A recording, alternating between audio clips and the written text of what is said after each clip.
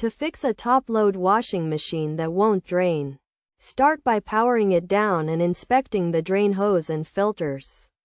If the hose is bent or kinked, straighten it, and if the filters are blocked, clean them. Next, power up the machine and check if it will drain. If it still doesn't work, switch it off and detach the drain hose. Raising it above the water tub, place a container underneath to catch the water. Then lower the hose and drain the water into the container. Repeat this process, raising and lowering the hose, until the water is fully drained. If the machine still doesn't drain automatically after this process, it may be necessary to contact a professional for further assistance.